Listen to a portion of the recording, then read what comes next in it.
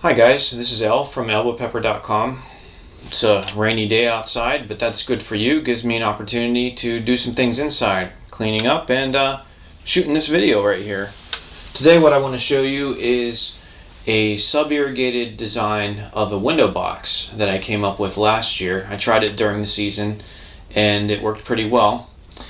Sometimes you can find window boxes such as this one, have a reasonable amount of size to them. They have some good depth, and you can put like a nice water absorbent mix in there, and even without a water reservoir you might not have to water it that much throughout the season, especially depending on what you're actually trying to grow in it. But then we do have some smaller boxes out there, such as maybe one like this, and well, it's not that deep, it's not as wide, so there isn't really a lot of room for mix in general, which of course means that you can't really hold that much water within that mix. So if you go online, you might see some different techniques where people will put inside here, maybe they might put a water chamber and set up a reservoir.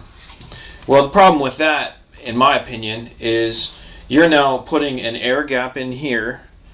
You're putting just water, straight up water in here with no nutrients in it, and you're actually reducing the amount of available potting mix.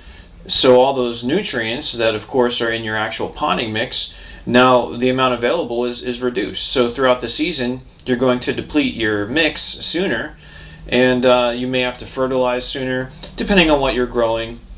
But even at that, like, there's less room for the roots to grow.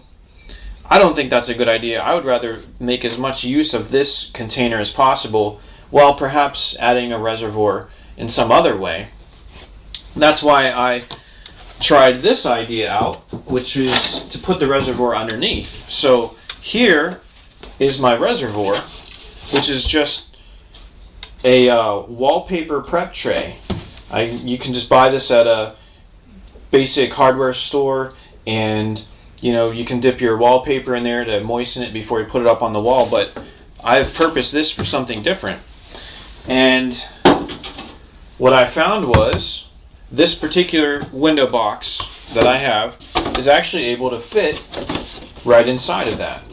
Now of course I don't want it to sink all the way down in, I want it to be elevated a little bit, and so I got a couple of these PVC coupling doohickeys, put some epoxy on there to hold them in place, and that gave me the couple inches of distance that I needed to raise this box up above the reservoir. That way it's not completely sunk down in, and you can actually have an air gap in there. So then this is able to just rest right in there. Now how do you get the water from the reservoir up into the potting mix? That's where this comes in. Rather than using a basket of potting mix that you cut a hole in this and then sink a basket down and then the basket wicks up, you could do that.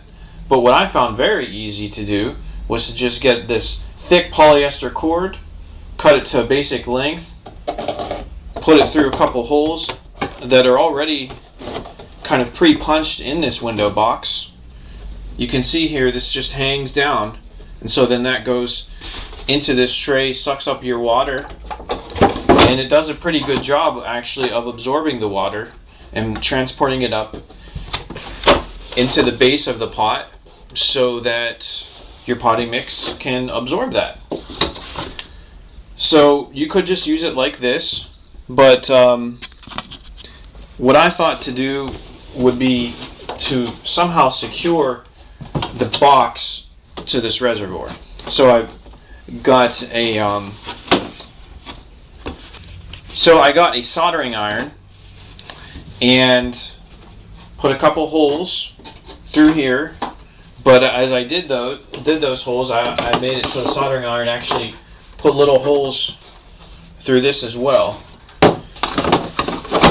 and that allows me to get some nuts and bolts, a washer, and I can just connect this and literally just bolt this together through those holes that I punched just by melting the plastic with a soldering iron.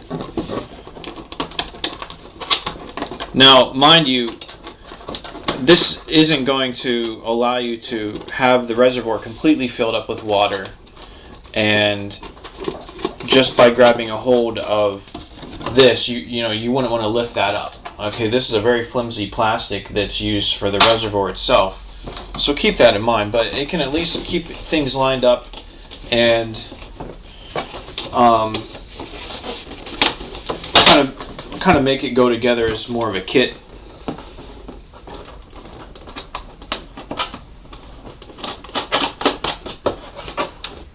So I don't have any weight in this right now, and I can show you how. This is basically what I have going on here. So right here, there's a couple bolts just to keep it lined up, keep it in place.